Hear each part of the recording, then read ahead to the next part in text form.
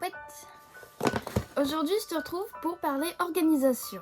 Voilà, c'est juste une petite vidéo pour te montrer comment je m'organise par rapport à ma vie d'illustratrice, étant donné que je travaille à la maison, que je suis débutante encore là dans le métier, et que j'ai aussi mon fils à la maison, donc je dois jongler entre plusieurs aspects de ma vie tout au long de la journée. Je suis une personne assez étourdie et désorganisée, donc si je n'ai pas un soutien par rapport à du papier, un soutien papier ou sur tablette par rapport à mes carnets, je ne suis juste pas capable du tout de m'en sortir. Si je n'ai pas noté un plan d'action à l'avance, j'ai tendance à partir dans tous les sens, à faire un peu ce qui me donne envie sur le moment. Et ça, c'est pas franchement une bonne idée pour pouvoir s'en sortir sur le long terme. Alors, ce que je te propose, c'est de montrer rapidement déjà mon bullet journal. Parce que oui, j'utilise le bullet journal. Je vais pas en faire une présentation de qu'est-ce qu'un bullet journal. Maintenant, je pense que tout le monde a compris. Mais au cas où, tu peux très facilement trouver des explications partout sur YouTube. Et en plus, j'ai un carnet spécial qui me sert à gérer les réseaux sociaux, mes vidéos, mes posts, etc. Voici donc mon carnet spécial pour les réseaux sociaux. Et mon bullet journal qui est un paper blanks. On va commencer par le carnet pour les réseaux sociaux. Je vous fais un petit tour de mon carnet. Je commence par vous montrer donc le mois de janvier et puis le mois de février, puisque c'est des choses qui sont déjà passées, il n'y aura pas de spoil. Donc j'ai commencé par faire une page spécialement pour Instagram, où je vais écrire dessus en fait les posts et les stories que je compte faire. Puis une page pour Pinterest, une page pour YouTube, puis une page pour les vidéos. En fait, dans YouTube et dans les vidéos, je mets exactement la même chose. Et puis, dans le mois de février, ce que j'ai changé, c'est que j'ai arrêté Pinterest en cours de route, puisque pour l'instant, ça ne me rapporte rien, ça me sert à rien. J'ai commencé TikTok pour essayer, et ça m'a l'air bien sympa, donc pourquoi pas continuer et voir ce que ça donne. Précisément, pour m'organiser sur Instagram, pour avoir toujours des idées de posts à l'avance, je prends d'abord un petit planeur à la semaine où j'écris à peu près le genre de travail que j'effectue par rapport à l'illustration chaque semaine. Donc par exemple là on a lundi je faisais des portraits, mardi je vais plutôt aller chercher des entreprises avec lesquelles je pourrais travailler, mercredi ça va être plus la bande dessinée, etc., etc. Ensuite par rapport à ce que je travaille dans chaque journée, je vais en déduire des posts Instagram que je pourrais faire et j'essaye au maximum de les préparer à l'avance, parce que au final ça prend beaucoup moins de temps et ça libère beaucoup d'espace mental où après on se sent plus tranquille, on a moins besoin de toujours courir après ce qu'on doit faire. Pour Pinterest, j'ai juste repris les illustrations que j'avais déjà fait dans les mois d'avant.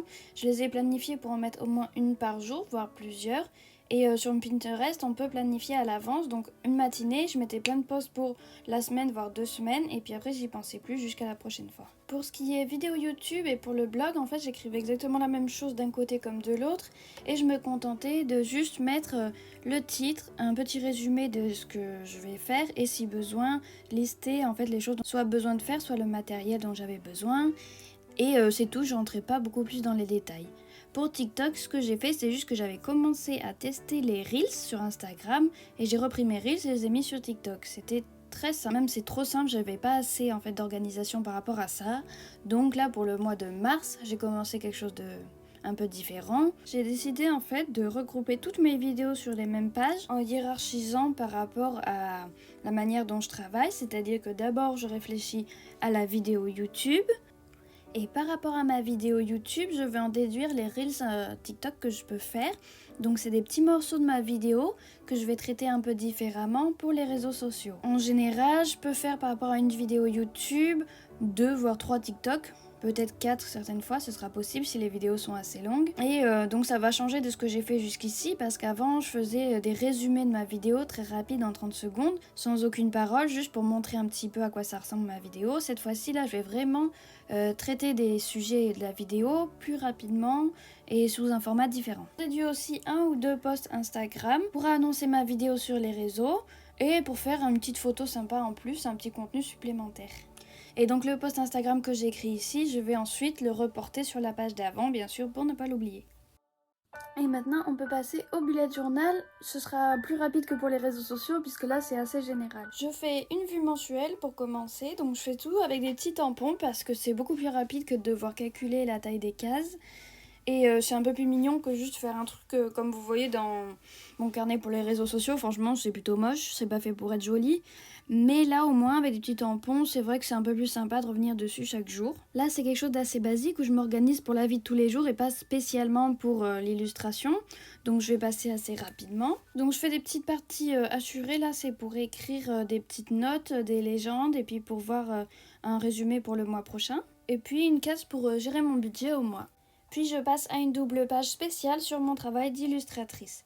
La première page fait une vue à la semaine où je vais écrire à peu près chaque jour ce que je compte faire par rapport à mon travail, donc un peu comme j'avais dit sur le carnet des réseaux sociaux. Donc je vais dire par exemple lundi je fais plutôt tel travail, mardi je fais tel autre travail. Pour le mois de mars là c'est vraiment plus tourné vers mon dossier de BD. Il faut vraiment que j'avance mon dossier de BD et que je le termine au plus vite pour pouvoir le proposer à des éditeurs. Et sur la page d'à côté en fait je fais le résumé des projets que j'ai en cours et que j'aimerais terminer dans le mois. Puis je fais un petit plan sur la marche à suivre en fait pour pas trop mélanger les pinceaux et bien m'en sortir dans la réalisation de ces projets. Pour terminer, je fais une vue à la semaine où j'écris un peu voilà où j'en suis dans le mois par rapport au calendrier. Si je suis plutôt vers le début la fin du mois, ça m'aide visuellement. Je mets sur le côté voilà une liste des illustrations que je veux terminer dans la semaine, mais je sais pas exactement quel jour je vais le faire. Et je me sers de cette page plutôt comme une to-do list. Chaque jour, je vais écrire les choses que j'ai à faire dans la journée et je fais un petit encart spécial en bas avec écrit réussite. Où chaque soir je vais écrire des petites choses que j'ai réussi à faire dans la journée où je suis fière de moi. Des fois c'est vraiment pas grand chose mais c'est pour se rendre compte quand même que oui j'ai bien fait du travail dans la journée et que en tant qu'illustratrice je sais pas pour tout le monde mais pour moi j'ai parfois l'impression de pédaler, de pas avancer et donc de faire un petit résumé chaque soir des choses que j'ai réussi à faire. Ben, en fait je me rends compte que si j'ai fait plein de choses et donc c'est assez positif, ça permet de remonter un peu le moral en fin de journée et puis pour attaquer la journée suivante. Voilà, c'est tout pour cette petite vidéo de la semaine. À partir de la semaine prochaine et en fait pour tout le mois de mars, je te retrouve sur des vidéos un peu plus spécifiques liées à l'écriture d'un récit. Donc ça va partir après sur la bande dessinée, mais déjà commencer par comment on peut écrire un scénario, un récit quel qu'il soit. Et ensuite partir petit à petit sur la bande dessinée. Donc on va passer une série de vidéos, je ne saurais pas encore te dire combien de vidéos, mais qui seront beaucoup plus spécifiques à l'écriture, à la bande dessinée. Je te dis à la semaine prochaine et j'espère vraiment beaucoup que tu apprécieras parce que là c'est quelque chose qui me demande vraiment beaucoup d'investissement et beaucoup de préparation en amont. Mais au moins là on va partir dans le cœur de ce que j'ai envie de présenter sur ma chaîne, dans le cœur de où je veux t'emmener dans mes vidéos. Donc j'espère que tu seras présente et à la semaine prochaine.